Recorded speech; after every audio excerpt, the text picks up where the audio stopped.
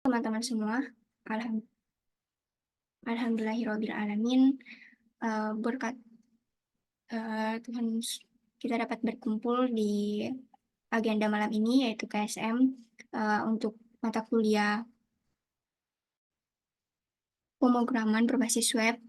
Nah, mungkin teman-teman sebelum kita mengawali kegiatan kita pada malam hari ini, ada baiknya kita mengawalinya dengan doa. Doa menurut agama dan kepercayaan masing-masing dimulai.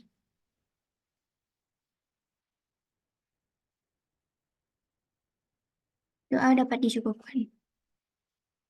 Nah, untuk agar acara atau kegiatan kita dapat berjalan dengan lancar dan lebih kondusif, akan ada beberapa hal yang mungkin akan disampaikan terlebih dahulu. Yang pertama, nanti akan ada penyampaian materi dari Tutor KSM oleh Muhammad Nur Afrizal. Kemudian setelah penyampaian materi tersebut, untuk lebih kondusif juga dan lebih efisien, akan ada sesi pertanyaan, sesi tanya jawab. Nanti kita tanya jawabnya di akhir aja. Nah, untuk tanpa berlama-lama lagi, mungkin kepada tutor Afrizal saya persilahkan. Oke, halo, halo, suaraku masuk ya? Masuk, masuk. Oke, makasih banyak Atika atas waktunya. Mungkin aku buka dulu ya. Assalamualaikum warahmatullahi wabarakatuh. Sebelumnya selamat malam teman-teman semuanya. Oke, jadi kali ini kita rencananya bakal istilahnya kayak belajar bareng aja gitu ya. Tentang matkul PBW, program basis web. Nah, mungkin aku bisa share screen ntar.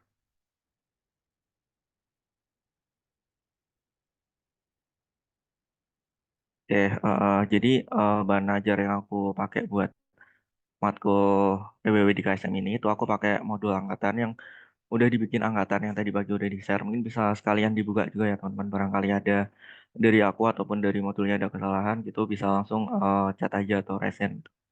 Oke, mungkin aku mulai ya. Eh jadi mata kuliah pemrograman berbasis web itu kira-kira kalau bisa aku gambarin outline-nya itu yang pertama ada konsep dasar PHP, terus habis itu connecting ke database, ya CRUD gitulah, create, read, update, delete. Terus selanjutnya mungkin ada session sama Ajax cookie gitu ya. Terus yang terakhir itu ada framework gitu, PHP framework baik backend maupun front end. Terus yang terakhir itu terkait security-nya itu tipis-tipis saja sih, nggak yang banyak-banyak banget. Itu mungkin buat materi yang pertama yaitu konsep dasar PHP. Itu eh gini nih teori-teori aja ya, teori pertama Mas. Soalnya kan kita lebih ke kayak pengenalan-pengenalan aja sebenarnya PHP itu gimana, terus sintaks-sintaksnya gimana gitu. Oke, jadi secara garis besar PHP itu berjalannya di server, bukan di front end. Jadi dengan kata lain kita tuh nggak bisa lihat kode si PHP-nya ini kalau emang security-nya bagus gitu. Jadi yang tampil itu sebuah halaman dokumen HTML. Jadi kalau pas di browsernya di inspect itu nggak kelihatan PHP-nya gitu. Nah kalau buat sintaksnya sendiri itu diawali kayak gini ya. Ini udah familiar juga. Terus nggak jauh beda sih sebenarnya sama bahasa pemrograman yang lain kayak if else. Kalau buat print pakainya echo. Terus kalau buat variabel di sini lebih fleksibel ya daripada misal OOP ataupun Java atau C atau apa gitu. Jadi dia lebih fleksibel, lebih modern. Jadi ini nggak usah misal tipenya string integer gitu nggak usah di define gitu. Jadi langsung aja tulis dolar nama variabelnya apa gitu. Nah terus buat komen itu bisa satu baris ataupun lebih dari dua baris kayak biasa. Ini mungkin dasar-dasar ya kayak biasa. Nah buat lebih jelasnya lagi buat di materi ini bisa teman-teman pelajari aja di W3 Schools. Ini udah lengkap banget. Mungkin lebih lengkap dari PPT dosen karena di sini tuh lebih mendalam banget. Ini tinggal ikutin aja tutorialnya dari uh, bab pertama yang home ini sampai regex atau mungkin sampai bawah lagi juga bisa sampai exception gitu. Soalnya kan kita PHP-nya belum OOP ya, masih PHP biasa. Tuh jadi mungkin sampai exception. Jadi mungkin yang aku highlight apa ya? Ini komen.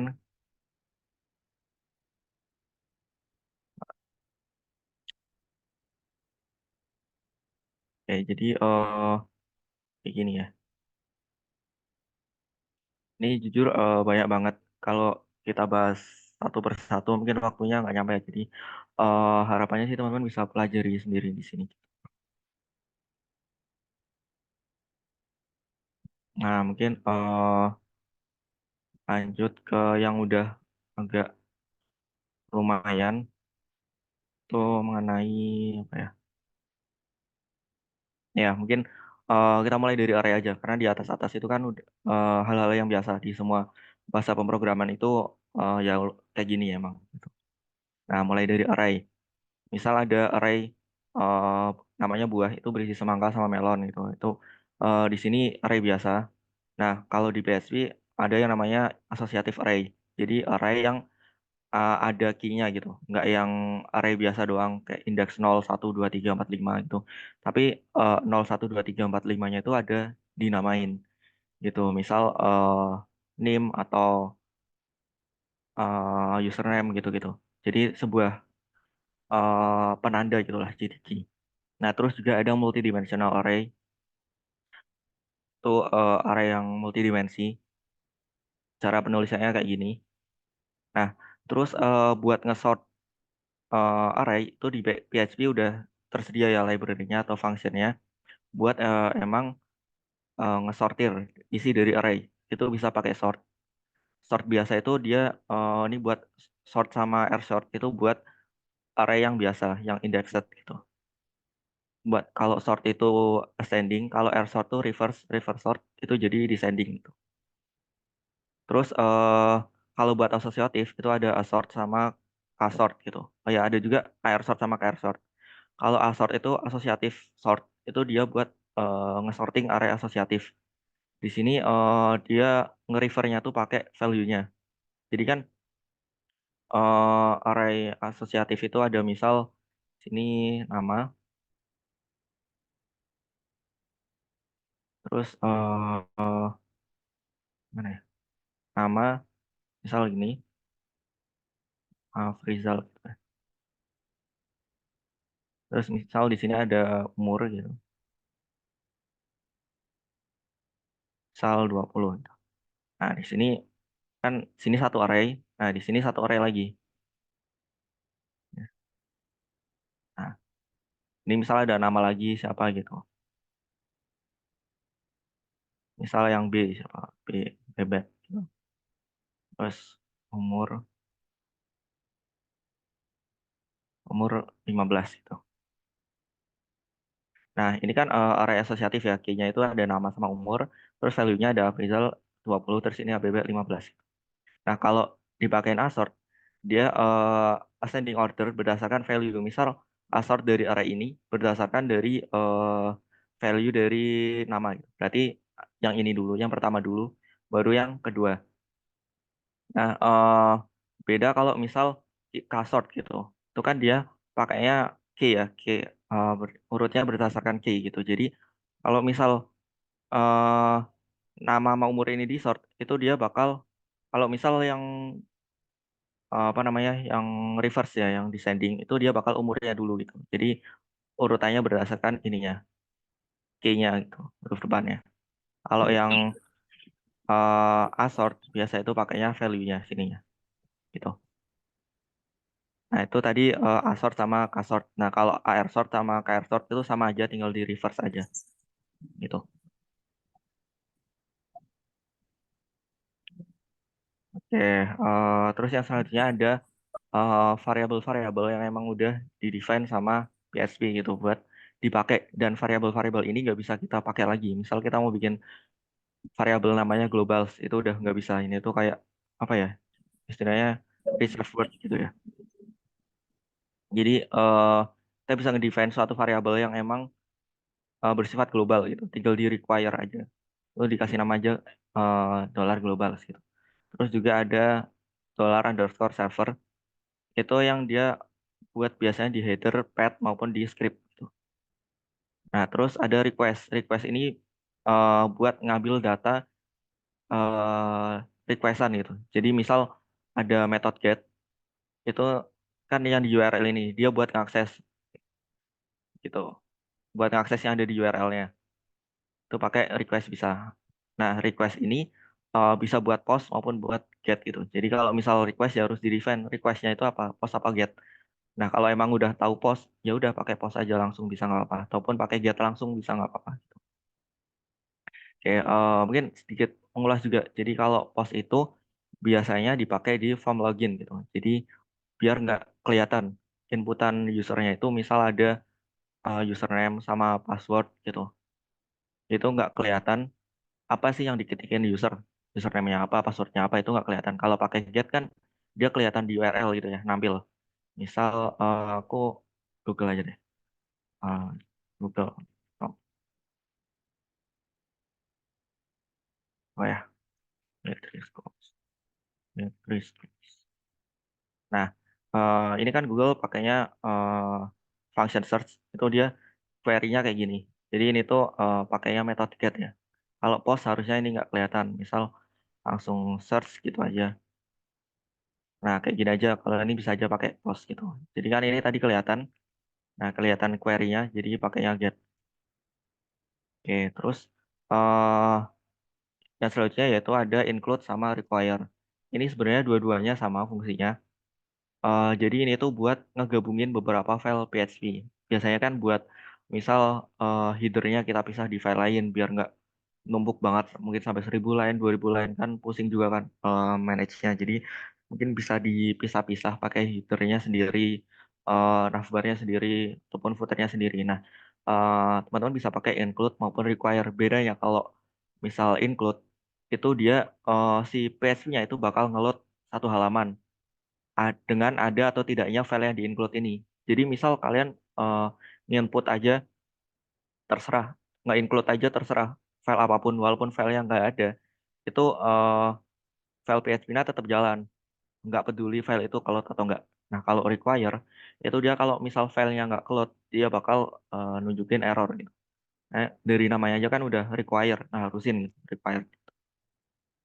Oke, terus yang selanjutnya file handling, ini lebih ke nge-read file dari TXT sih biasanya. Dan ini kayaknya jarang banget dipakai karena PHP kan biasanya langsung ke database ya, langsung ke MySQL gitu.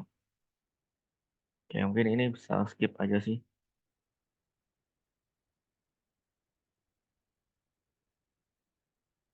Nah, terus yang selanjutnya mungkin ada file upload ya. Jadi file upload itu buat bikin eh, sebuah file itu bisa diupload di aplikasi kita. Sebenarnya, misal ada foto profil gitu. Foto profil. Nah, sebenarnya yang terjadi di belakang itu misal ada foto yang di folder download. Nah, foto yang di folder download ini dipindahin nih pakai PHP ke directory yang project kita. Tuh, misal ada di assets, asset underscore image gitu. Nah, terus nama filenya itu disimpan di database gitu. Jadi ntar pas waktu-waktu kita butuhin, ya kita sebenarnya ngeloadnya di aset ini, tinggal nama filenya disesuaikan sama yang di database gitu. Jadi kita tuh kayak mindahin file dari download ke file projectnya gitu. Nah, pakainya file upload. Nah, buat di file upload ini itu kalau di form itu harus banget pakai post, nggak bisa pakai get, jadi nggak bisa pakai URL yang di link itu. Dan juga formnya harus dikasih type multipart form data gitu.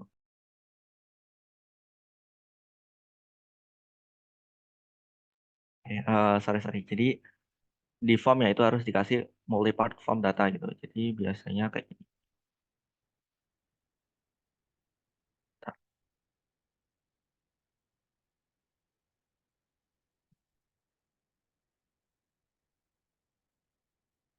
Hmm,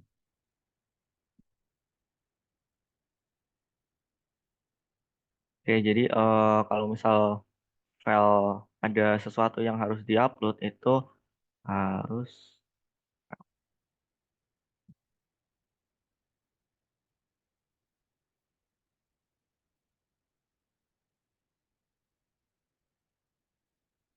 Nah, misal ada home, nah,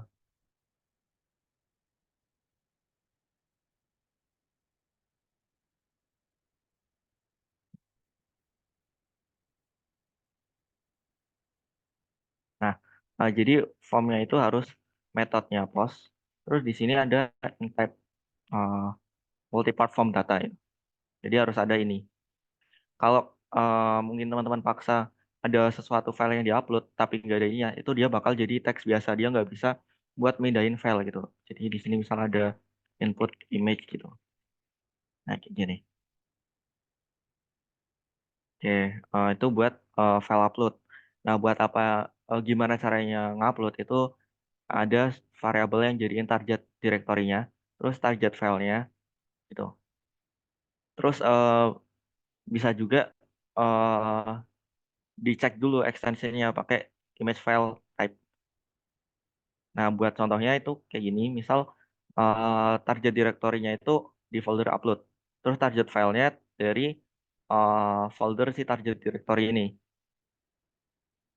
Nah, buat ngeceknya itu $files file to upload. Jadi file to upload ini nama dari formnya yang di sini. Misal di sini aku namain file to upload. Nah, jadi nama di sini nanti disesuaikan sama yang di $files terus array files ini. Nah, terus nanti dia di oh ini cuma buat ngecek ini aja, ngecek apa namanya extensionnya.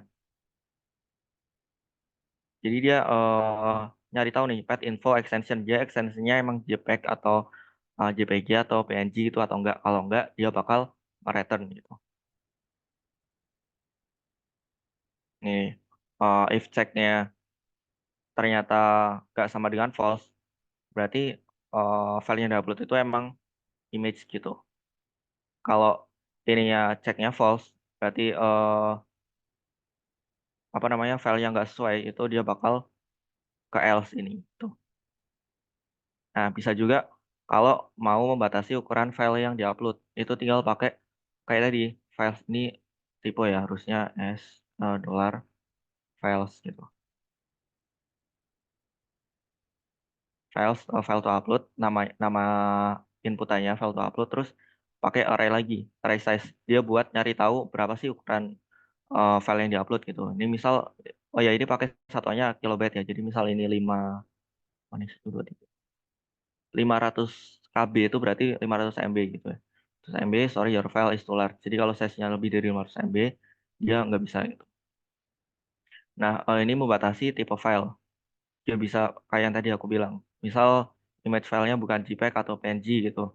Itu nanti nggak, dia bakal echo doang, nggak ngupload gitu.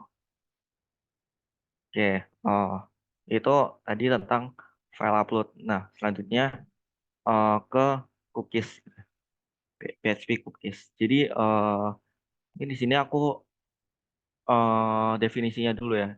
Jadi ada cookies, ada session.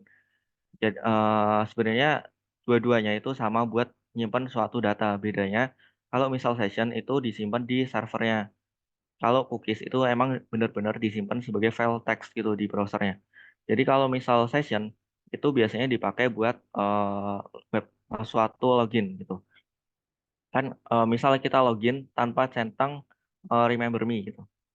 Kalau si padu gitu kan, kalau di unchecklist remember me-nya, kalau kita tutup browsernya terus login lagi itu kan nggak bisa langsung ya, harus login dulu baru bisa masuk ke aplikasinya. Nah, kalau kita remember me itu dia baru pakai teknologi cookies, jadi dia disimpan di browsernya. Jadi tiap kita akses login dia auto, oh ini ada cookies nih gitu, jadi langsung masuk gitu.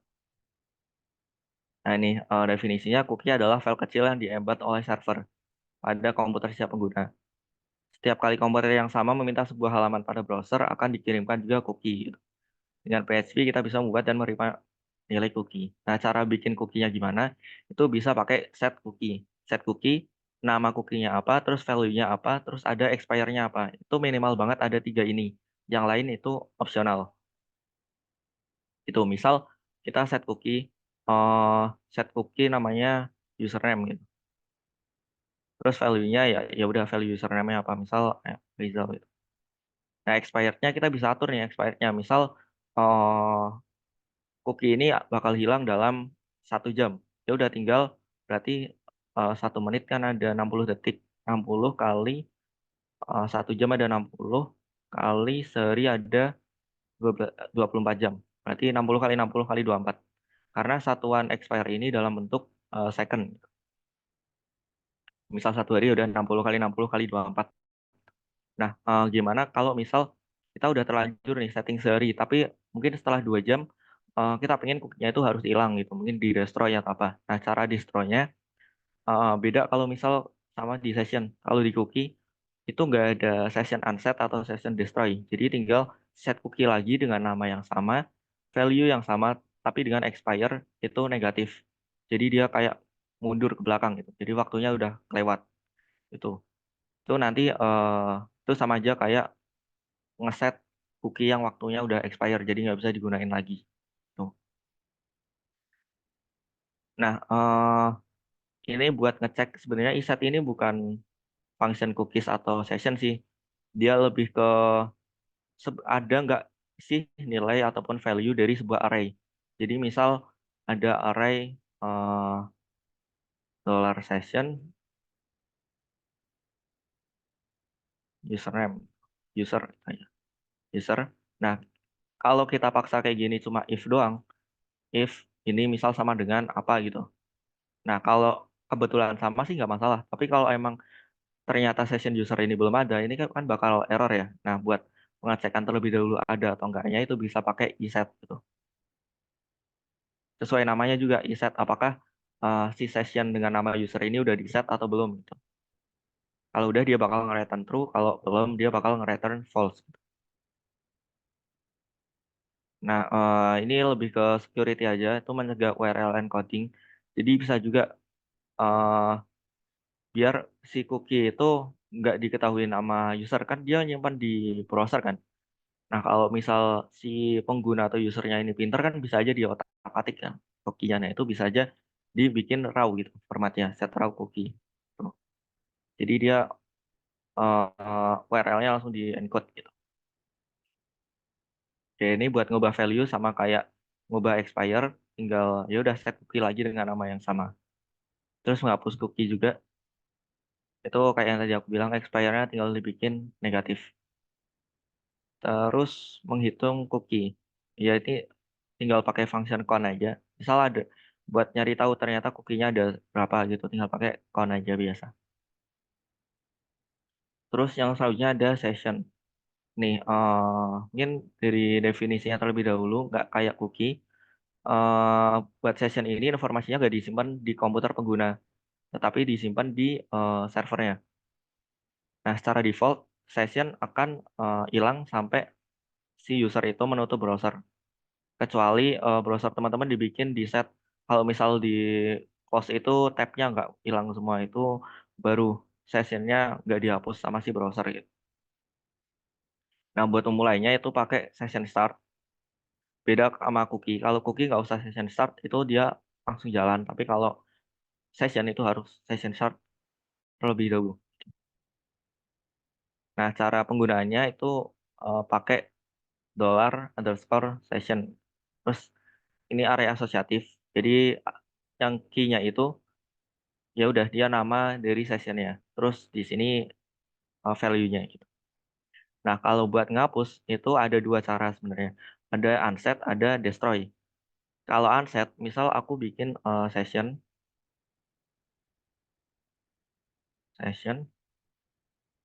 namanya user gitu. Nah, kalau pakai unset, si session user ini masih ada, cuma nggak ada value-nya. Misal tadinya aku isi value-nya Afrizal gitu.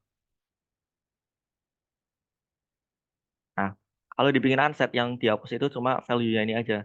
Tapi si session user ini masih ada. Kalau misal kita cek pakai iset session user, itu dia masih bernilai true gitu. Karena si session user ini sebenarnya masih ada, cuma value-nya aja yang hilang. Beda kalau kita session destroy. Kalau destroy itu se-session-sessionnya hilang. Jadi kalau misal kita iset, itu ya udah dia ngereturnnya udah false karena nggak ada nih session yang namanya user gitu. Itu bedanya unset sama destroy.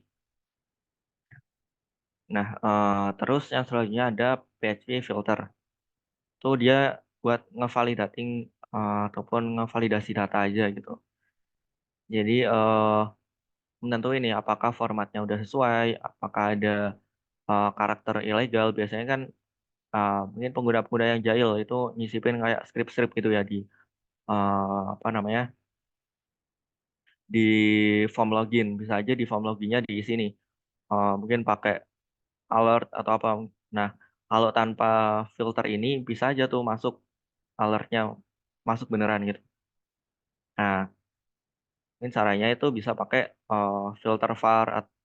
Jadi yang tadinya ada H1 terus ini itu bakal di encode jadi ya udah nggak pakai bahasa yang emang cuma mesin aja yang tahu gitu. Nggak bukan jadi sesuatu yang eh, mempengaruhi kinerja sistem yang sebenarnya gitu. Bisa pakai filter var gitu.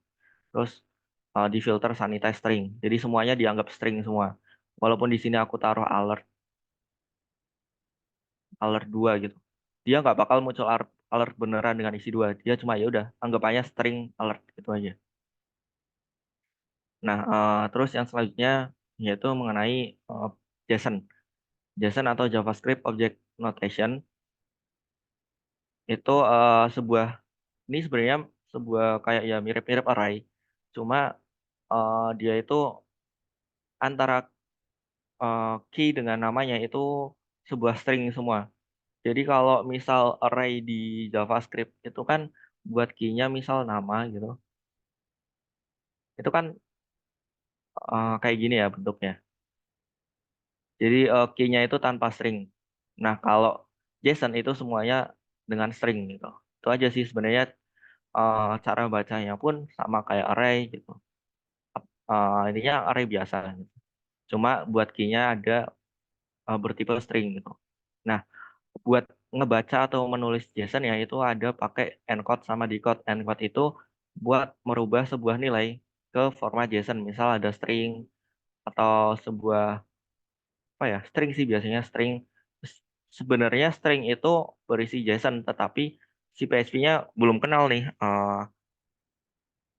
string itu JSON-nya mau diparse kayak gimana. Jadi ada yang namanya JSON encode gitu, dibikin ke format JSON. Nah, kebalikannya itu di decode gitu. Jadi misal ada eh, JSON kayak gini, terus mau dipanggil eh, pakai misal dimasukin ke variabel namanya ini dimasukin ke variabel itu bisa pakai decode, JSON decode. Nah, terus mungkin masuk ke selanjutnya ya. Selanjutnya ada data type. Walaupun sebenarnya di Java itu buat data type-nya itu lebih fleksibel, kita nggak usah ngatur-ngatur juga semuanya udah otomatis. Misal ada variabel nama, tadinya mungkin ABC gitu. Terus kita isiin lagi variabel nama, itu isiin 12. Ya udah ini berubah langsung jadi integer variabel nama ini. Nggak lagi string kayak gini. Nah, jadi beberapa data type yang bisa digunain itu ada string length atau strlen itu buat ngitung berapa jumlah panjang dari sebuah string. Terus ada string word count, str word count itu buat eh, apa namanya menjumlah apa ya? Namanya menghitung jumlah kata yang ada di sebuah string. Itu dipisahkan pakai spasi biasanya. Terus strf itu reverse sebuah string. Jadi misal ini ada ABC nanti jadi di reverse di CBA gitu. Terus strups itu buat nyari sebuah teks itu di dalam string. Ada terus yang terakhir ada replace, string replace itu buat nge-replace atau mengganti sebuah subset dari string. Misal A-nya mau diganti jadi C, jadi CBC gitu. Itu bisa pakai str replace. Nah, terus buat mengecek apakah sebuah variabel itu integer, float, double ataupun string itu bisa dipakai is underscore terus tipe datanya apa. Jadi misal tadi variabel nama yang di sini kita pakein is integer, dia bakal ngasihin false karena di sini itu isinya string. Beda kalau di sini kita pakein is integer. variabel nama, dia bakal bernilai true karena emang ini integer. Dia ada is integer, is float, is double, is none. Ada lagi sebenarnya is bool itu buat mengecek boolean, is string itu buat mengecek apakah string gitu gitu. Oke, terus sebenarnya ada array, object, terus ada null, terus ada resource gitu. Nah, terus yang selanjutnya ada PHP forms. Jadi buat ngebikin sebuah form di PHP itu bisa pakai tag form aja. Nah, tag form ini harus minimal banget itu ada action sama metodenya. Kalaupun nggak diisi, itu actionnya biasanya bakal ngarah ke halaman itunya sendiri. Jadi dia nge-refer ke halaman itu sendiri, terus metodenya biasanya get gitu. Kalau emang nggak diisiin. Ini bisa dibuktiin ya. Sini ya, input tipe tag terus misal aku kosongin aja terus input submit value-nya simpan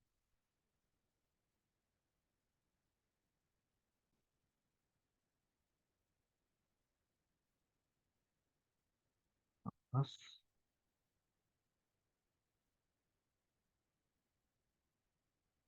terus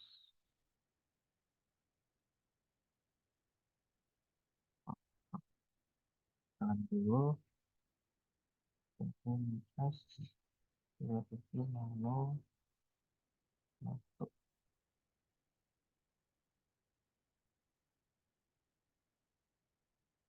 ini terus ini produk. Nah, misal ini kan tadi aku bikin ya, ada sebuah form, inputnya, terus ada simpan. Nah, aku kasih nama dulu. Sini namanya nama. Nah, misal aku isi sembarang simpan. Nah, ini dia nge-refer ke halaman ini sendiri dengan metode get ditandai dengan query-nya itu pakai tanda tanya di akhir gitu. Jadi sebenarnya walaupun nggak kita tulis ini tuh defaultnya kayak gini action. Nah, dia nge-refer ke halaman sendiri. Makanya sebaiknya kita di define aja biar lebih jelas. Kita mau ngarahnya kemana, terus metodenya apa gitu, biar lebih jelas. Tuh, terus mana sih? Oke, tuh buat input. Terus, oh ya di sini di input itu ada eh, tipe, terus ada nama, terus ada ID gitu. Terus kalau buat nge-submit itu bisa pakai input dengan tipe submit gitu ya. Iya buat tipe input ini sebenarnya banyak sih ada tag, submit, email, password gitu-gitu. Oke. Jadi penjelasannya di sini ketika user mengisi form di atas itu dia bakal mengarah ke sebuah nama file namanya welcome.php dengan metode post. Jadi di file welcome ini itu bisa kita tangkap nih pakai $_post area asosiatifnya key-nya itu nama gitu. Jadi ini itu nge-refer ke sebuah di sini name-nya di sini. Jadi asosiatif email ini arah ke sini gitu. Nanti apapun yang di-input user di sini dia bakal bisa kebaca nih di eh, apa namanya file welcome.php yang di sini. Tuh. Nah, mungkin yang selanjutnya ada materi mengenai perbedaan get sama post. Jadi get sama post itu sebenarnya keduanya sama, itu ngebikin sebuah area asosiatif dengan key dan value. Terus keduanya itu super super global yang tadi. Nah, perbedaannya get adalah array dari variabel yang dikirimkan pada script melalui parameter URL. Jadi misal nah tadi Nah, misal tadi kan aku ngirim pakai get ya, kayak gini, itu dia bakal muncul di sini. Beda kalau misal aku tadi ngirimnya pakai post. Ini metodenya post. Aku refresh. Nah, kalau aku simpan di sini, dia bakal nge-refer ke halaman ini sendiri. Tetapi di sini belakangnya nggak ada nih. Dia bersih. Nggak ada. dia ngirimnya di body gitu. Itu perbedaan get sama post yang paling kelihatan banget. Nah, buat post ini biasanya ada di form-form yang emang dia lebih nggak pengen dilihat sama user. Misal ada form login atau eh, apa ya? Biasanya form-form yang panjang sih. Biar kan nggak mungkin kan. Misal ada isian 20 isian gitu. Kan bakal panjang banget URL-nya. Jadi biasanya pakai post gitu. Dan aku saranin sebenarnya semua form itu harusnya pakai post, jangan buat get. Karena emang get itu peruntukannya buat ya emang buat get data aja gitu. Misal mau nyari semua data user yang berdasarkan fitur input search gitu, itu baru boleh pakai get gitu. Tapi kalau misal emang kita buat create sama update, itu sebaiknya pakai post. Bahkan mungkin web-web sekarang fitur logout gitu-gitu juga udah pakai post gitu, karena biar nggak ketahuan URL-nya. Tuh. Nah, ini tadi yang aku bilang, jadi get itu bisa dilihat oleh siapapun karena tampil di URL. Sedangkan post itu dia ditaruh di body sebuah HTTP request gitu. Nah, karena get itu ditaruh di URL, jadi tentunya ada batasan ya. Jadi di URL itu ada maksimal 2000 karakter. Nah, kalau post karena dia disimpannya di body, jadi dia bebas mau ada 100 isian, mau ada 1000 isian pun nggak masalah gitu. Get biasanya digunakan untuk mengirim data yang tidak sensitif. Contoh, eh, kayak yang tadi Google. Nah, Google ini kan di sini ada input nih, ada form. Nah, tapi ini tuh file yang ya udah nggak sensitif. Misal kita nyari STS gitu. Ya udah emang kita pengen nyari STS kan, makanya si sama Google ini ditaruh di get aja, ditaruh di URL. Sini ditaruh query-nya di sini stis gitu. Oke, terus kalau method post itu mendukung fungsionalitas yang lebih advance gitu. Dan bisa multi part, bisa upload foto, bisa upload apapun lah dokumen gitu-gitu karena dia nggak bergantung ke URL. Nah, tapi ada kekurangannya. Kalau eh, post itu kita nggak bisa nih nge-bookmark. Jadi misal ini kan tadi kan pakai get ya di query-nya Google itu kalau nge-search. Nah, ini kan bisa kita bookmark ini. Dan suatu saat misal kita buka lagi bookmarknya, bookmark favorit. Nah, misal kita buka lagi itu sebenarnya bisa mana ya?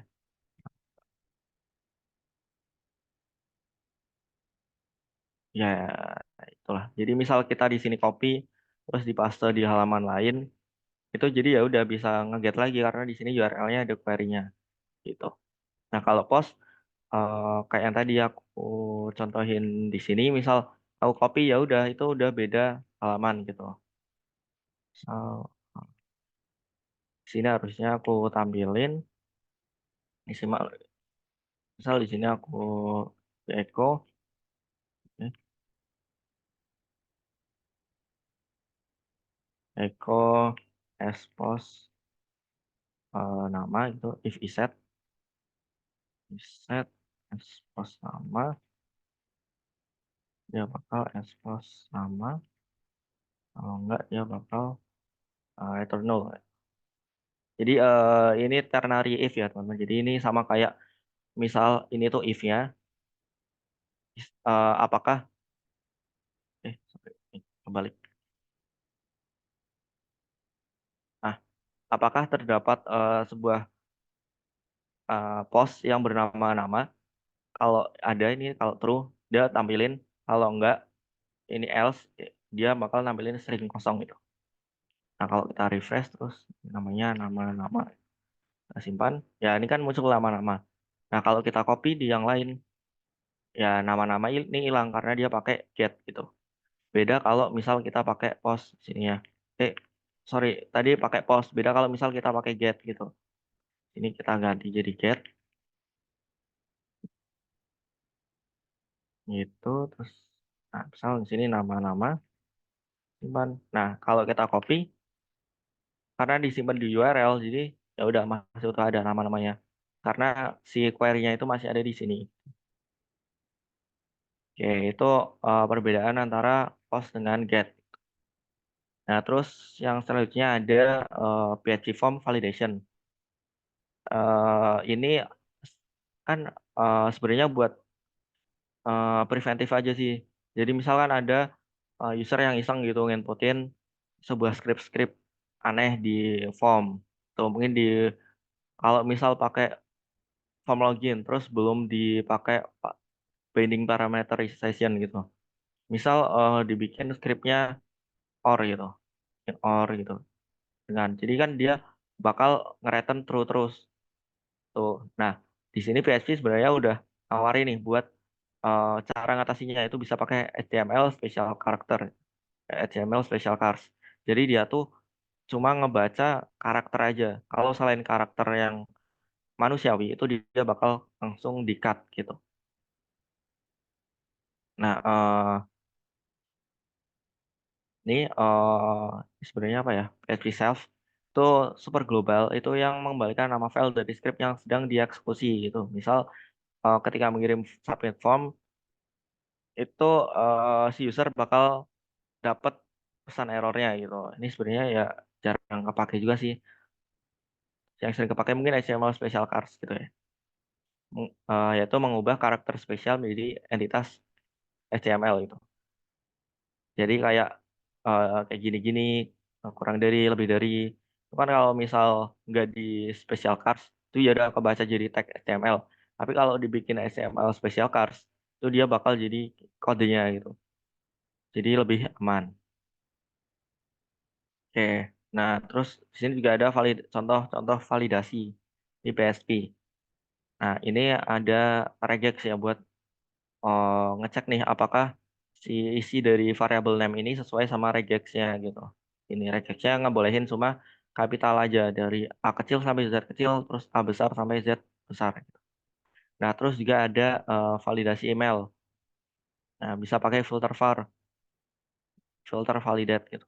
Jadi sebuah variable email ini harus berisi email. Nah, terus juga bisa ngevalidasi apakah yang dikirim itu beneran URL atau enggak. Jadi di sini ada pakai regex juga. Depannya harus HTTPS gitu, terus harus ada www gitu. Tuh. Nah, terus yang selanjutnya masuk ke database connection. Nah, karena di PBW ini diajarin pakai MySQL ya, sebenarnya agak berbanding terbalik sih, karena di semester lalu kan kita belajarnya Postgre, tapi di PBW seringnya pakai MySQL gitu. Tapi sebenarnya sama aja sih, nggak beda jauh juga. Nah, sini misal pakai MySQL itu database yang digunakannya itu di web. Tuh, jadi dia jalan di atas port. Misal kalau teman-teman pakai XAMPP itu biasanya kalau defaultnya 3306 gitu ya. Itu. Terus ini mungkin teori-teori aja sih, ini bisa dibaca-baca nanti gitu. Nah, terus gimana sih cara ngehubungin si PHP sama MySQL-nya? Nah, sama kayak di OOP ataupun di Java itu kita harus pakai sebuah driver. Bedanya kalau di OOP kan biasanya pakai JDBC ya, eh, database buat Java gitu, Java driver database gitu. Nah, kalau di eh, PHP itu sebenarnya ada dua sih, bisa pakai PDO, bisa pakai MySQLi Connect gitu. Nah, di sini mungkin diajarnya pakai PDO ya. Jadi kalau pakai PDO itu tinggal bikin sebuah misal variabel con itu ntar buat dipanggil new PDO terus di dalam ya atau value-nya itu diisi pakai string kayak gini MySQL titik dua hostnya apa server name misal sini hostnya localhost gitu localhost terus database-nya apa misal database-nya di sini MyDB gitu terus username-nya apa passwordnya apa gitu nah bisa juga di sini ditambahin portnya apa gitu kalau lebih lengkap tapi kalau misal nggak ada pun itu nanti defaultnya dia bakal ke 3306. Nah, buat ngeceknya itu bisa pakai try catch biasa. Try catch. Misal nge-try dulu sebuah koneksi ini. Terus set atribut. Apakah ada error ataupun exception gitu. Kalau misal nggak ada itu dia bakal connect. Kalau dia ternyata ada error, dia masuk ke catch-nya gitu. Connection failed karena apa? Gitu. Jadi dia di get message-nya. Nah, kalau buat nutupnya tinggal uh, variable connection-nya itu di nullin aja. Nah, terus yang selanjutnya ada mungkin ini lebih ke apa ya? Ngeksekusi sebuah query itu. Dia tinggal panggil aja metode yang namanya exec yang ada di dalam PDO gitu. Ini sebenarnya lebih ke konsep kayak OOP sih. Jadi kan sebuah PDO ini anggap aja sebuah kelas gitu. Jadi variable koneksi ini diisikan sebuah kelas namanya PDO yang baru. Nah, tentunya kan kelas-kelas ini di dalamnya ada metode-metode gitu ya. Nah, itu salah satunya ada metode exec itu buat ngeksekusi sebuah variabel sebuah eh apa namanya query dari SQL gitu. Contohnya di sini create database gitu. Ya udah nanti ke create beneran. Terus di sini misal create table gitu. Nah, buat variabel SQL-nya atau query-nya itu disimpan dalam string, string biasa gitu. Oke, terus di sini buat insert juga pakai exec. Nah, ada metode lagi nih yang namanya last insert ID. Jadi last insert ID itu dia bakal ngambil ID terakhir dari sebuah table. Misal di sini kan insert into my guest. Jadi tabelnya itu namanya my guest. Ketika variable si connection-nya itu ngeksekusi sebuah SQL ini insert. Nah, kan misal ada atribut ID itu auto increment, kan kita nggak tahu nih si John ini dia ID-nya berapa. Kan nggak mungkin kan kita uh, nge-get berdasarkan namanya, kan bisa aja namanya sama. Nah, kalau buat tahu si John Doe ini ID-nya berapa, itu bisa pakai last insert ID setelah exec ini. Cuma mungkin teman-teman kalau misal di prakteknya beneran agak hati-hati ya pakai last insert ID ini karena eh, mungkin kan ada banyak yang insert dan di waktu yang sama emang benar-benar tepat sama itu nanti bakal tabrakan insert ID, last insert ID-nya ini. Lastnya itu punya si A atau si B gitu. Tapi kalau buat yang sederhana-sederhana aja sih ini bisa tepat sih harusnya. Jadi dia bakal ngembaliin ID yang barusan di insert gitu. Nah, ini juga bisa insert multiple. Jadi tinggal ya udah, ini eksekusi insert, insert, insert gitu. Tinggal di duplicate, terus nanti commit terakhir. Jadi sebelum commit ini, eh dia tuh kayak ngebikin suatu promise dulu, janji dulu. Jadi dia bikin transaction, terus nanti ketika ada commit, itu bakal ngejalanin eksekusi ini, sama eksekusi ini. Nah, sebelum commit, dia cuma disimpan di promise aja, gitu. Nah, ketika di commit, baru isian dari promise-promise tadi beneran dieksekusi ke database, gitu. Nah, terus yang selanjutnya ada prepare statement sama bound parameter. Ini biar lebih secure juga, jadi disaranin itu karena ini PHP natif, jadi sebisa mungkin kalau emang ngirim variabel itu pakai prepare statement, bind parameter gitu. Itu bisa diberi tanda tanya. Ataupun bisa juga sih pakai titik dua gitu. Namanya apa? Misal user gitu. Nanti di bawahnya ada band param. Band param. Nah, keuntungannya apa? Prepare statement itu mengurangi waktu penguraian. Karena persiapan dilakukan cuma sekali. Jadi ya udah SQL query-nya kayak gini. Terus nanti selanjutnya dimasukin gitu ke SQL-nya. Oke. eh Terus, nah ini juga yang menurutku penting karena prepare statement ini sangat berguna buat ngehindarin sebuah SQL injection. Karena nilai-nilai yang nantinya ditransmisikan menjadi protokol itu nggak benar-benar dilepas. Jadi injek SQL itu seharusnya nggak bisa jalan kalau emang dengan teknologi yang mungkin belum yang canggih banget ya masih SQL injection itu ya udah masih aman web teman-teman. Kalau pakai band param gitu, ataupun prepare statement. Nah, ini yang tadi aku contohin. Jadi, misal ada variabel stmt itu ngambil dari sebuah variabel count itu tadi yang ini ya, yang mana tadi? Yang ini, yang new PDO ini. Terus dia nge-prepare suatu statement, nanti bakal insert into my guest first name last name email. Ini maksudnya ke kolom first name last name email dengan value, eh, nanti bakal ada sebuah variabel atau parameter first name lalu ada last name sama email. Dijanjiin dulu nih bakal ada parameter ini. Nah, selanjutnya si stmt ini di band di band eh, bahwa parameter first name itu diisikan oleh sebuah variabel PHP yang namanya first name gitu, dan seterusnya sampai email. Nah, terus tadi kan insert. Nah, yang selanjutnya yaitu ada select. Jadi buat yang select itu gampang aja, tinggal SQL, eh, ini query-nya apa gitu, select all from my guest gitu atau apa gitu. Nah, nanti sebuah hasilnya itu disimpan di variable result, yaitu berasal dari metode query dari variable koneksi gitu. Itu juga misal delete. Delete ya udah tinggal delete from, tinggal dieksekusi. Nah, gak beda jauh sama insert itu ada update juga. Update update tabelnya apa, ngeset apa. Misal di sini update table my guest, di set last time-nya jadi itu ketika ID-nya 2. Jadi ID 2 itu di set last time-nya jadi itu gitu. Terus tinggal dieksekusi.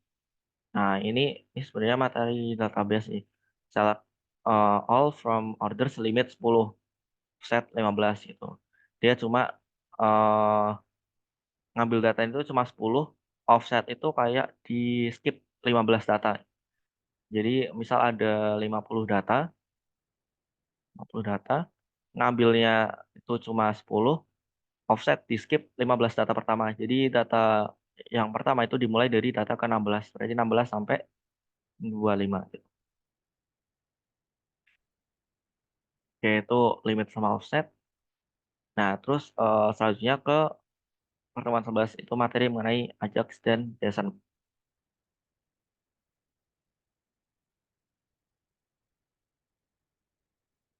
Oke, mungkin aku lanjutin ya. Jadi di sini ada Ajax. Ajax itu singkatannya dari Asynchronous JavaScript and XML. Jadi dia tuh sebuah teknik dari JavaScript yang buat ngupdate secara halaman itu secara asinkron. Jadi dia tuh ngupdate-nya itu di belakang dan nggak usah nge-refresh gitu tanpa memuat ulang halaman. Oke, yang perlu diingat juga, jadi Ajax itu bukan sebuah bahasa pemrograman. Ajax itu semua sebuah kayak misleading name aja gitu. Dan ini tuh biasanya berjalan di atas bahasa JavaScript. Tuh, walaupun nggak semuanya sih, bisa aja di bahasa lain kalau memungkinkan, tapi biasanya di JavaScript gitu. Nah, cara kerjanya Ajax itu gimana? Itu biasanya pakai sebuah, kalau ini mungkin cara paling sederhana banget itu bisa pakai XML HTTP request gitu. Nah, nanti hasilnya mungkin bisa teman-teman olah lagi pakai DOM, database object model, dokumen object model, sorry, itu. Jadi misal XML si HTTP request ini nge-request ke PHP buat nge-select eh, sebuah table user where, sorry, mungkin like gitu, like inputnya apa gitu. Misal namanya like apa gitu. Jadi dia cuma nge-get yang namanya mirip sama karakter yang diinputin user. Nah, nanti hasilnya itu bisa teman-teman pakai buat eh, ngubah DOM dari sebuah table gitu. Jadi tabelnya nanti nggak auto refresh, kan nggak lucu kan. Misal teman-teman nge-search gitu, terus harus nge-refresh terus gitu. Nah, makanya nanti di DOM gitu. Nah, sebenarnya kuncinya itu cara kerjanya itu bikin XML HTTP request, terus dia callback-nya jadi apa. Misal ini udah sukses, tuh dia mau ngapain gitu callback-nya. Nah, terus eh, kita open, terus habis itu tinggal send gitu. Nah, mungkin contohnya ada di mana ya?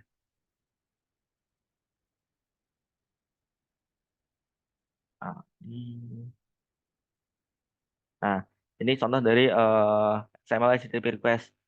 Jadi di sini ada variabel HTTP itu dia ngebikin sebuah objek baru dari kelas XML HTTP request gitu. Nah, variabel yang pertama tadi kan yang pertama mendefinisikan callback function. Nah, callback function itu apa? Jadi ini callback function. Jadi di sini namanya XHTTP, dia pakein metode onReadyStateChange. Jadi ketika ada perubahan state, itu mau ngapain? Di sini ada function. Nah, fungsinya itu dia nanyain lagi apakah ready state-nya itu 4 dan statusnya 200. 4 itu maksudnya berhasil. Jadi ada kode ready state. Nah, ini ada materinya. Ready state L S P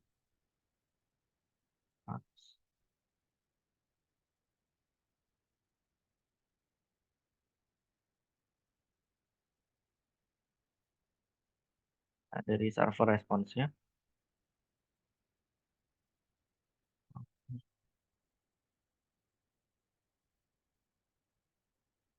Server response. Oh,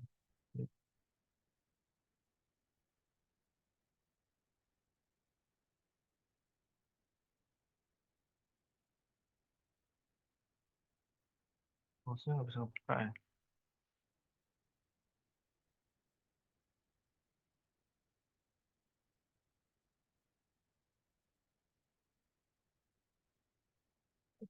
Oh.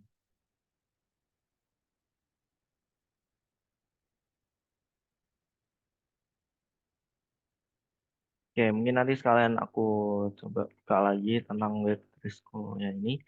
Jadi di sini di step 4 itu artinya dia berhasil. Itu intinya. Jadi ada 1, 2, 3, 4 itu mungkin satu itu ya kayak intinya nggak berhasil gitu selain 4. Dan statusnya itu yang diterima 200. Nah, 200 ini sesuai kayak HTTP response biasa aja 200 itu buat oke, 300 buat abort, 400 itu nggak temu dan 500 itu ada kesalahan internal gitu.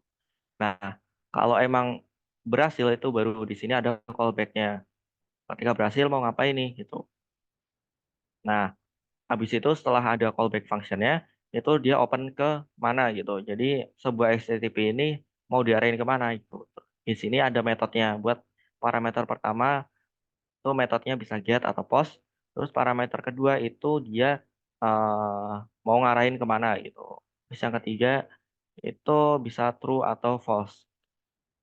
Itu apa ya? HTTP.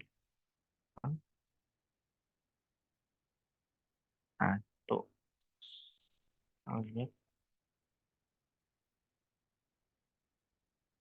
tuh. Nah, terus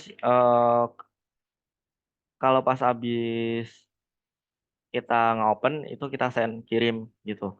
Nah, jadi kebalik ya mungkin harusnya kan ini dulu baru ini. Tapi cara penulisannya itu callback-nya dulu, terus nge-refer kemananya, terus baru kita send gitu. Oke, terus yang selanjutnya yaitu ini cara bikinnya kayak yang tadi aku jelasin. Tuh, terus cara ngirimnya. Nah, kalau misal kita pakai post itu di dalam parameter send itu dibikin URL encode-nya. Misal full name diisi Henry, L name diisi Ford gitu. Nah, buat caranya bisa pakai ini. Misal di sini anggap aja post gitu ya. Nah, terus bisa di sini bikin eh, body sama dengan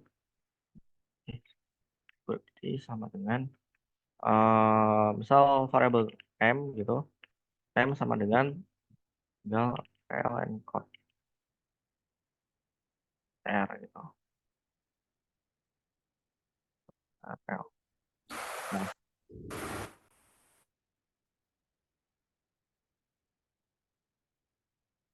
oke, misal di sini misal gitu. Nah, bisa pakai encode recombinant. Jadi tiap kata-kata yang di sini itu bakal diubah ke URL gitu. Jadi misal di sini ada spasi, ada dan atau ada eh, garis miring atau strip gitu-gitu. Jadi dia bakal di encode dulu. Dia nggak langsung jelas-jelas masuk ke rel. Itu kan nanti bakal error. Kayak jangan lupa di encode dulu. Nah, buat selanjutnya bisa pakai misal body tuh, dan email sama dengan apa gitu. Misal email.com gitu.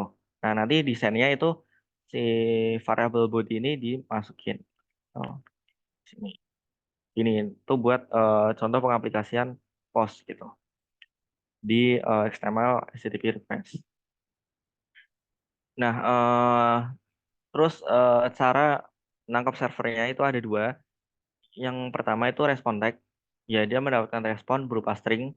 Nah, yang kedua ada respons yang tapi pakai XML-nya gitu. Nah, rata-rata sih kita pakainya response text gitu ya, kayak ini http.response text. Jadi dia nge-get responnya itu apa dari eh, apa namanya file ini atau URL ini gitu. Nah, terus kita juga bisa nih nyari tahu responnya itu apa gitu. Maksudnya tipenya apa gitu. Bisa pakai get response header, itu ngembaliin headernya, header dari respon dari server. Terus bisa juga get all response. Itu kalau ini tuh cuma mungkin beberapa aja yang kita pengen, misal ada tipenya apa, statusnya apa. Nah, kalau get all itu semuanya dikasih dari servernya. Nah, terus yang selanjutnya ada JSON. Ini kayak yang tadi aku jelasin ya. Jadi JSON itu JavaScript Object Notation. Dia kayak array biasa, tetapi pakainya si key-nya itu pakai string juga gitu. Nah, itu bisa di fetch ke XML HTTP request gitu. Terus mungkin perbedaannya JSON tidak menggunakan tag akhir. Beda kalau XML. XML tuh dia kayak tag-tag HTML gitu loh. Jadi dia ada parent-nya gitu-gitu. Nah, penulisan JSON lebih pendek karena lebih ini sih contoh XML gitu. XML and JSON.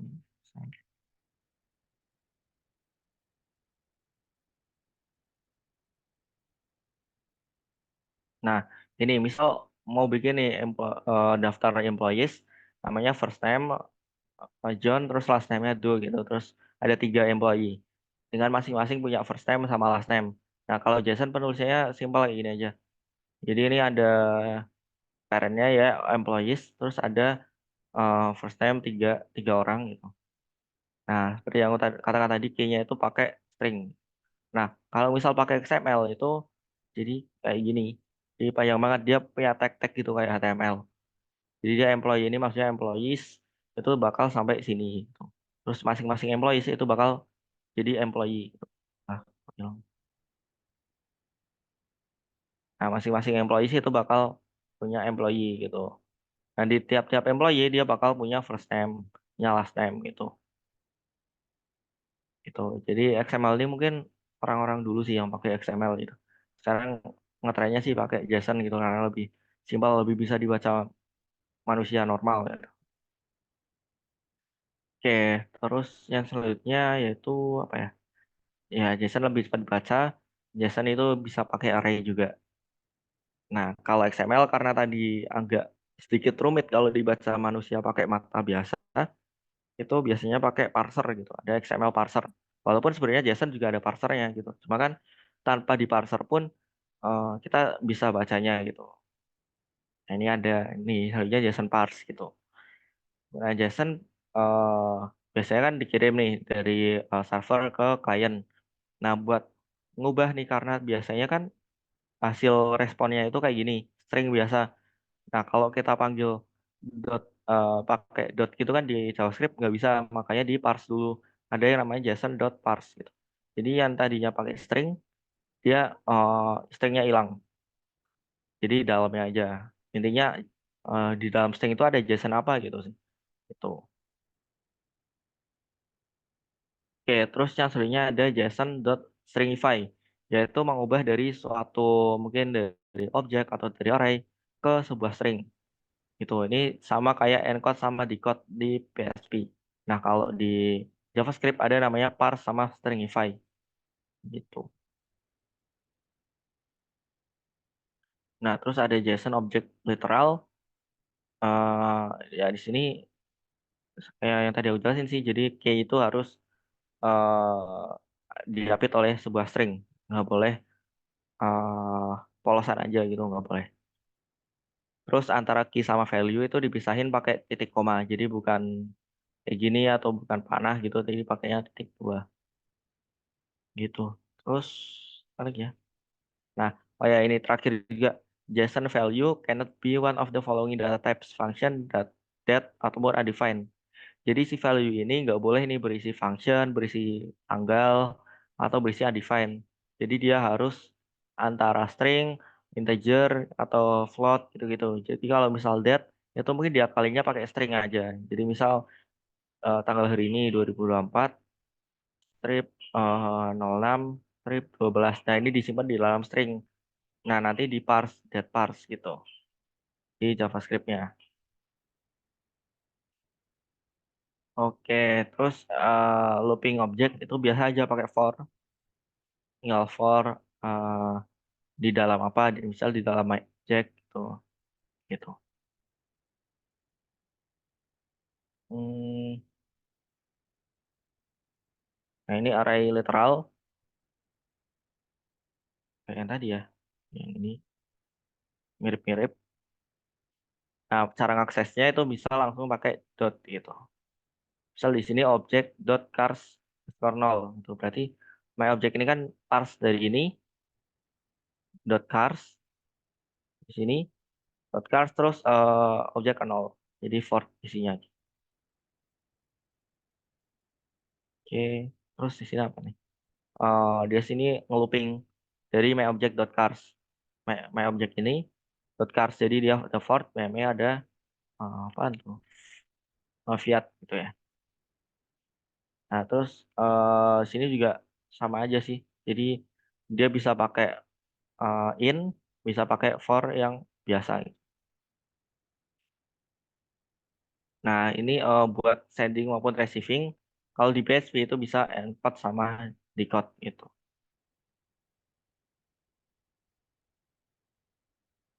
Oke, ini bisa di JSON.parse.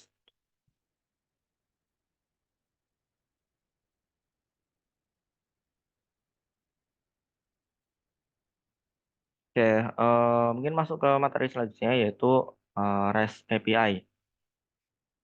Nah, mungkin di sini singkat-singkat aja karena sebenarnya mulai pertemuan 12 itu lebih ke teori-teori gitu.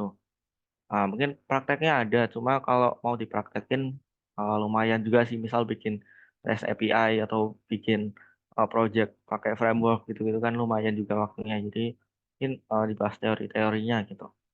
Nah, jadi API itu apa sih? API itu eh, jembatan antara si back end sama si front end. Jadi misal kalau selama ini kan kita antara back end sama front end di satu PC ya, di satu mesin gitu. Nah, ketika si server atau sama front end-nya itu beda mesin atau beda PC, nah itu diperluin yang ada jembatan yaitu API. Tuh, contohnya kita bikin aplikasi apa ya, aplikasi pencacahan gitu. Nah itu butuhin data NIK, kan nggak mungkin kan kita nyimpen di database kita sendiri eh, semua NIK orang Indonesia gitu, nggak mungkin, itu banyak banget. Nah yang punya NIK itu ternyata di Dukcapil gitu misal, Dukcapil. Nah harusnya Dukcapil ini nyediain sebuah API yang bisa di-get eh, si aplikasi pencacah yang tadi kita bikin ini. Jadi ini tuh tinggal nge-request aja ke server Dukcapilnya ini. Nick ini tuh atas nama siapa gitu. Nah, jembatan ininya itu yang dinamain API gitu. Terus sih secara singkatnya API itu apa gitu. Terus yang kedua ada API kontrak.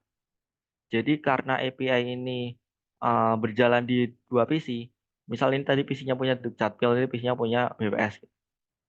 Nah, jadi API ini harus punya kontrak nih. Apalagi eh, yang develop orangnya beda-beda. Mungkin kan di sini pemikirannya beda, di sini pemikirannya beda. Nah, buat nyatuin ya, biar sama-sama saling tahu si penyedia API ini harus punya beberapa eh, apa ya, beberapa penjelasan gitu yang bisa jelasin sebuah API yang udah dibikin.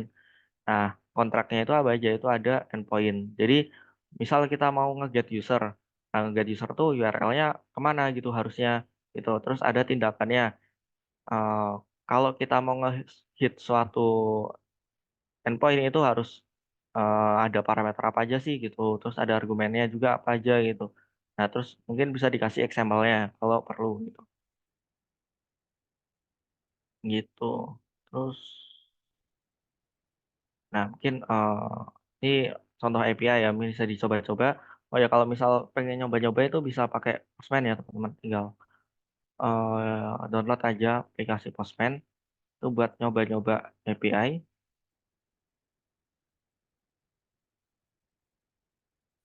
Nah misal di sini aku ada API apa ya? Nah ini get all user. Nah ini sesuai kontraknya tadi itu harus ada endpointnya apa yang jelas gitu. Misal di sini mau get user endpointnya tuh kayak gini, ya udah lebih jelas kan. Terus ada parameternya. Misal parameternya harus dikasih page sama dengan satu gitu. Tuh. Terus tinggal kita send. Nah, itu nanti dia bakal dapat gitu. Jadi ini si penyedia API dari Regress ini dia sudah memenuhi API kontrak. Walaupun di sini contoh mungkin ada di documentation-nya gitu. Nah, yang selanjutnya yaitu ada REST. Mungkin di sini sekarang udah jarang dipakai ya API yang benar-benar API banget itu ditambahin ada REST. Itu REST itu singkatan dari Representational State Transfer gitu. Jadi penerapan klien dan implementasi server itu dapat dilakukan secara mandiri tanpa masing-masing mengetahui tentang yang lain. Jadi dia tuh kayak satu sama lain gitu yang ngejat itu nggak bakal tahu gitu. Jadi dia security-nya lebih ditingkatin lagi daripada API biasa. Gitu. Nah, RESTful API ini itu harus mengikuti 6 batasan arsitektur, yaitu antar muka yang seragam, ada klien dan server tanpa pernyataan, dapat di cache, sistem berlapis, dan kode sesuai permintaan itu opsional. Tuh. Nah, mungkin ini apa ya? Prerequisite.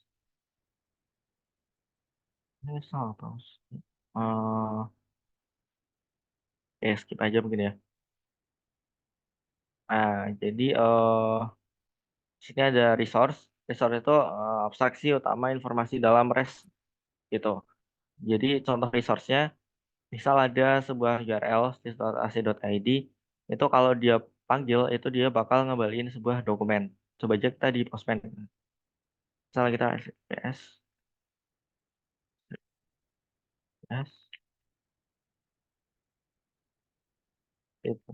ID gitu. Kalau kita send, ya udah dia bakal ngembaliin sebuah dokumen gitu. Satu halaman full. Nah, beda kalau misal kita copy ini,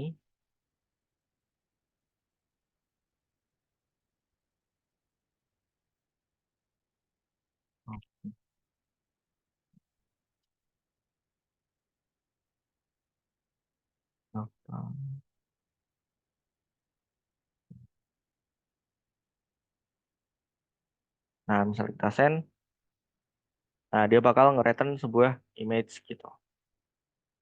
Terus ini juga nge-return sebuah JSON. Nah, ini kan format JSON gitu ya. Walaupun ini udah nah, gitu sih. Nah, jadi format JSON. Oke, jadi lebih tertata nih. Sebenarnya link ini tuh dia harus nge-return apa gitu. Nah, ini arsitektur yang tadi yang nama arsitektur wajib itu, walaupun satunya opsional. Tuh. Nah, terus misalnya ada statelessness. Jadi kalau session itu kan digunakan buat nyimpan informasi sementara di server. Terus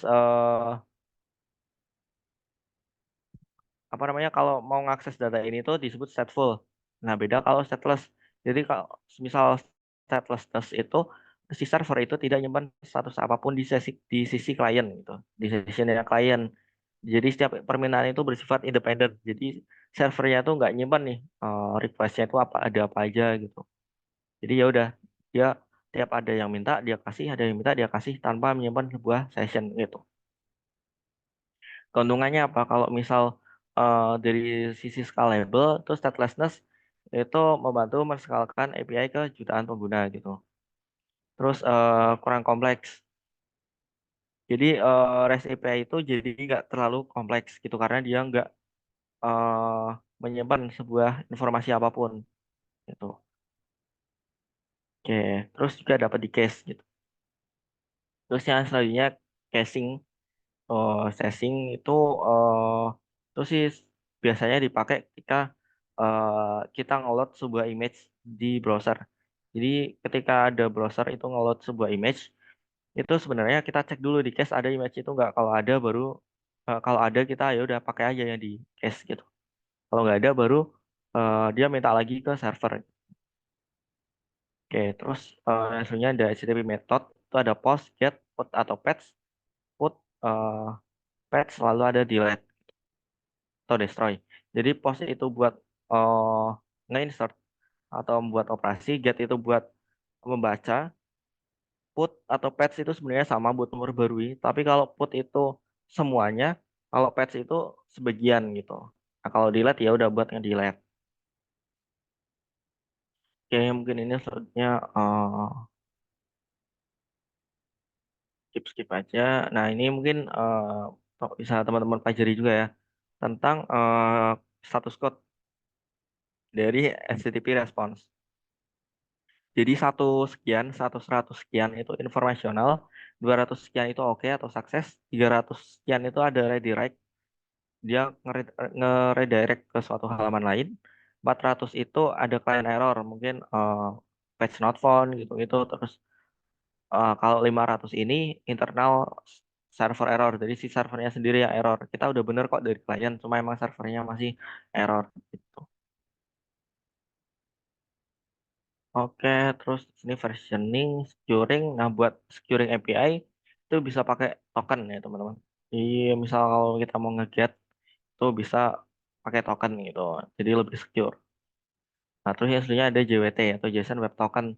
Dan ini misal itu tuh pengaplikasiannya biasanya ketika di apa ya, aplikasi misal e-commerce yang ada di Android gitu. Nah, ketika eh, si Android itu login, misal Tokped itu login, itu dia pakai JWT gitu. Jadi dia tuh nyimpan tokennya, token yang di HP-nya, disimpan di database. Apakah nanti pas dia login lagi, apakah tokennya sama atau enggak? Kalau sama ya udah nggak usah login, langsung masuk ke halamannya gitu. Itu sekilas tentang JWT. Oke, nah selanjutnya yang terakhir yaitu web framework. Jadi di sini lebih ke pengenalan pengenalannya sih sebenarnya.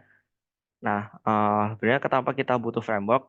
Karena kan programmer itu banyak ya di seluruh dunia. Jadi kalau misal kita paksain nih semuanya pakai natif semua dengan bahasanya masing-masing, itu bakal amburadul dan kerja tim itu bakal jadi lebih susah karena pemikiran orang-orang kan beda-beda, nggak ada standar apapun. Nah, maka ada diciptakan namanya framework tuh. Jadi buat menselaraskan gitu. Nah, sebelum masuk ke framework secara teknis, itu mungkin kita belajar dulu tentang arsitekturnya. Nah, kenapa framework itu diciptakan? Itu awalnya dari pemisahan antara mungkin dari back end, front end itu dulu ya. Itu paling simpel dulu back end sama front end. Itu biasanya orangnya ngerjain beda gitu, dipisah. Jadi ketika si back end itu bermasalah bisa dipindah tanpa mengotak-atik front end-nya gitu. Jadi langsung pindah aja. Nah, yang selanjutnya yaitu penambahan lagi. Ada yang namanya internal, konseptual, sama view. Tuh. Jadi si user ini ketika mengakses sebuah data, sorry sebuah website, itu ya udah yang tampil dari view-nya dulu, nggak langsung si user ini ngebaca dari konseptual ataupun controllernya gitu. Jadi dia lewat view, view-nya baru minta ke konseptual, konseptual baru minta ke internal. Internal ini baru ngebaca dari database atau disk. Nah, terus yang selanjutnya muncul ada entire architecture. Entire architecture itu dia punya presentation, business logic, sama data.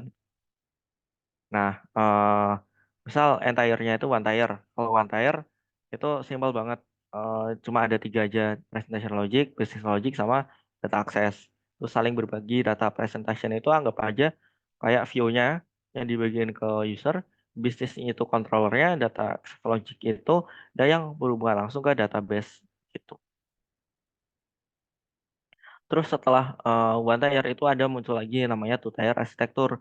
Jadi two-tier arsitektur itu ngebagi dua nih antara uh, layer yang presentation sama bisnis, dan layer kedua itu emang yang benar-benar bisa ngakses ke database gitu. Jadi ini emang benar-benar di-cut, dipisah gitu. Terus setelah two-tier muncul lagi three-tier. Nah, itu benar-benar dipisah semuanya.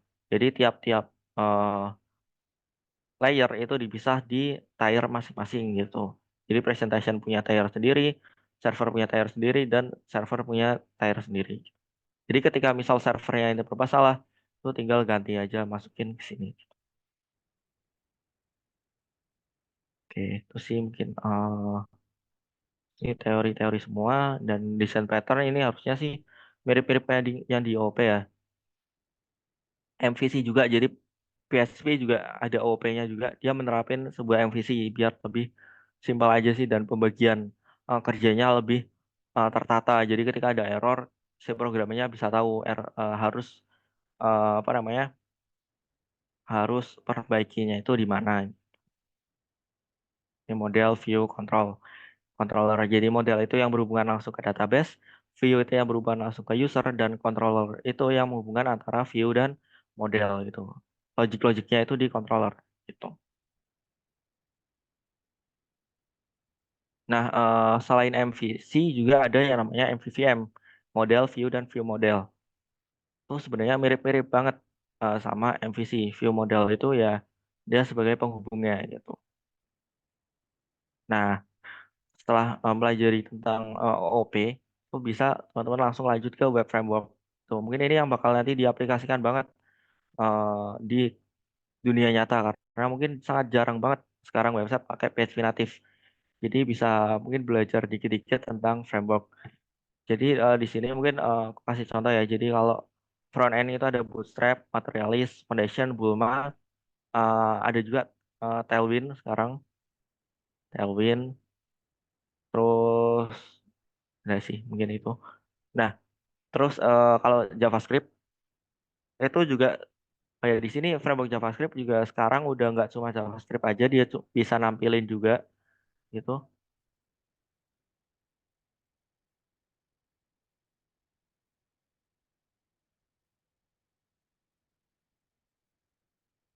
Oke, di sini JavaScript itu contohnya ada React, Vue, Ember.js, Node.js gitu.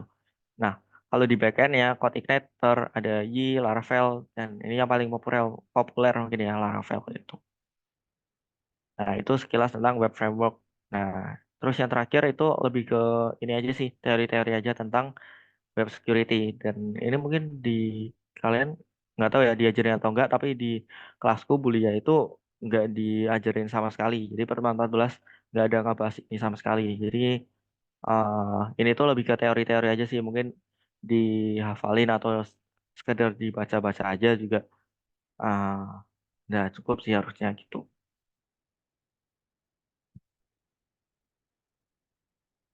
Oke, itu sih materinya tentang PBW dari pertemuan 1 sampai pertemuan 8 sampai 13 kira-kira kayak gitu.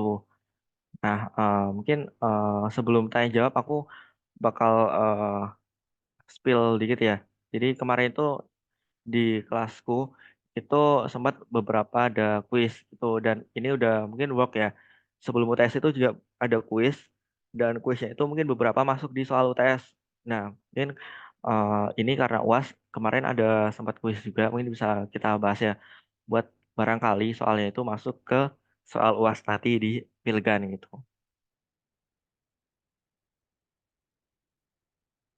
Oke, ntar, ntar aku kirim deh ke sini. Oh, sini aja.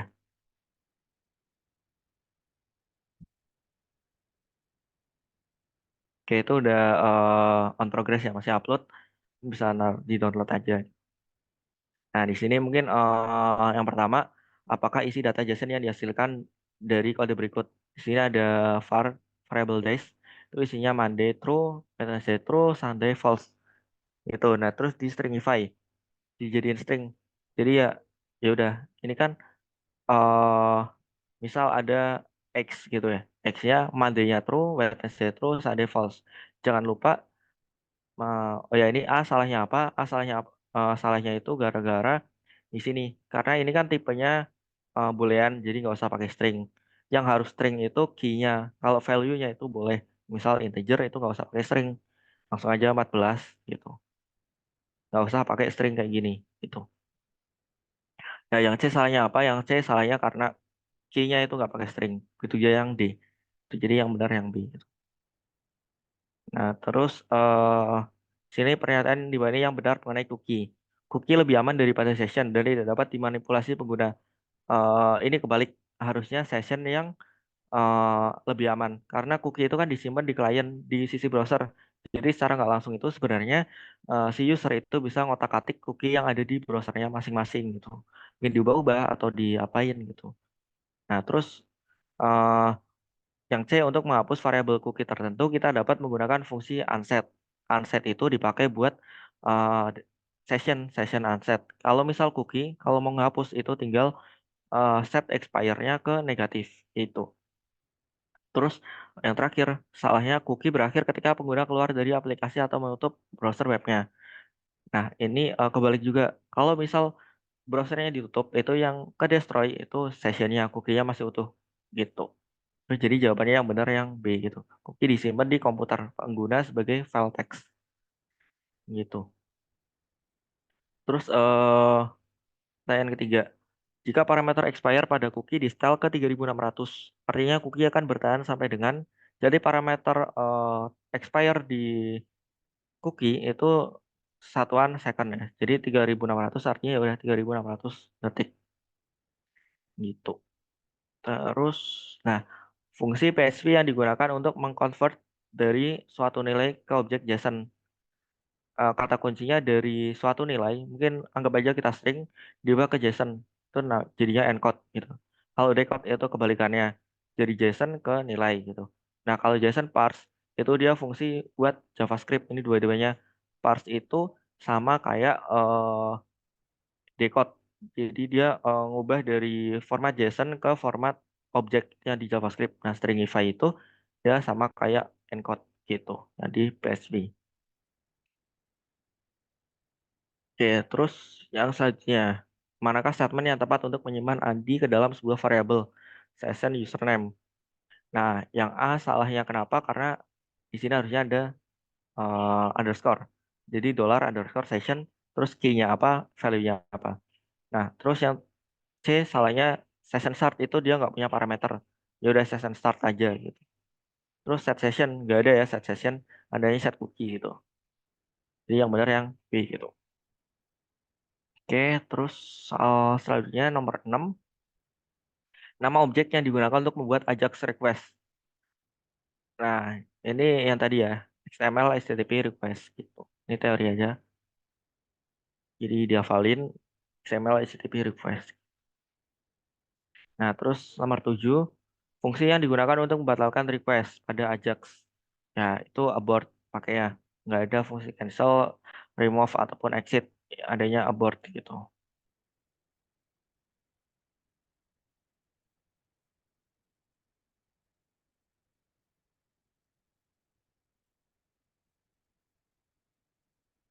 Oke, terus yang selanjutnya nomor 8.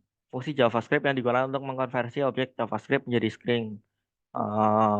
Ini kayak yang tadi aku jelasin. Jadi stringify itu eh jadi dari berarti kayak encode gitu. Jadi ya udah jawabannya stringify. Terus Ajax singkatan dari apa? Jadi Ajax itu singkatan dari Asynchronous JavaScript and XML. Ingat-ingat ya, ini tuh XML gitu, bukan XHTML atau apa gitu. Terus manakah yang bukan merupakan tipe data value yang dapat disimpan dalam JSON? Nah, ini kayak yang tadi teori juga. Jadi dat itu nggak bisa taruh di JSON, bisa diakalin pakai string gitu yang tadi aku contohin, misal 2024 strip 06 strip 20 gitu misal. Itu bukan tipe date yang beneran date gitu. Terus jika status XML HTTP request menunjukkan angka 4, artinya the request finish and the response is ready gitu. Angka 4. Oke. Kalau established itu ada kodenya sendiri, min 1, 2, 3, 4 gitu. Nah, session paling tepat dimanfaatkan untuk hal-hal berikut kecuali yang salah. Menyimpan informasi sementara di server. Benar, karena emang session itu disimpan di server. Nah, kedua membuat fitur remember me. Karena remember me itu artinya eh, ingat saya gitu. Jadi kalau misal browsernya ketutup, harapannya itu si user ketika masuk ke sebuah website itu auto login lagi, nggak usah ngisi username sama password lagi. Nah, karena emang tujuannya itu jadi remember ini disimpan di cookie, disimpan di apa namanya sebuah file yang ada di browsernya. Jadi ketika browsernya ditutup, PC-nya di shutdown gitu masih tetap ada gitu. Menyembunyikan menu itu eh, sewajarnya itu pakai session gitu. Terus mencegah user juga sewajarnya pakai session gitu. Terus question 13, fungsi yang digunakan untuk membuat cookie. Nah, tinggal set cookie gitu. Dan kebalik ya, mungkin karena di sini cookie set untuk cookie start cookie itu. Yang benar set cookie gitu. Nah, terus kalau misal pemulai session itu bisa pakai session start gitu. Udah, ya mungkin pertanyaan itu aja. eh mungkin KSM PBW itu aja. Nah, oh ya, ini karena ada pertanyaan juga yang masuk ke aku lewat private chat. Itu mau langsung dibahas apa gimana, Tik, enaknya?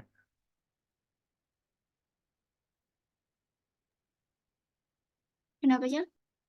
Ini kan ada yang nanya juga kan lewat private message gitu. Kira-kira mau langsung jawab apa nunggu sesi tanya jawabnya aja langsung? Boleh langsung dijawab Pak ya? Oke. Jadi mungkin Supaya karena, lebih ini aja sih. sorry gimana?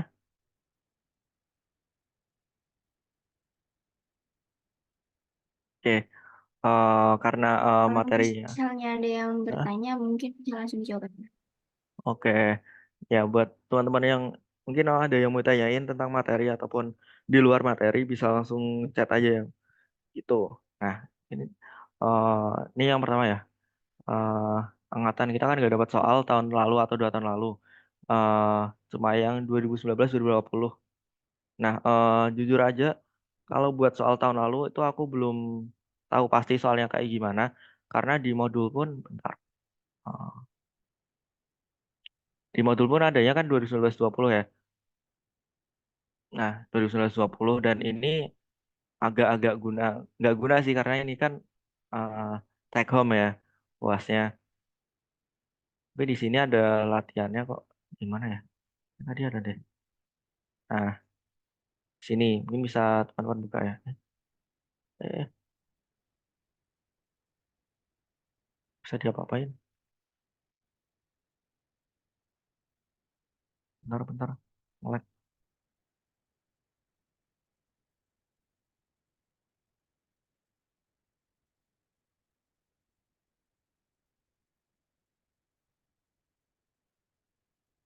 Nah, sini ada latihannya, mungkin bisa teman-teman klik aja linknya itu. Tapi kalau dari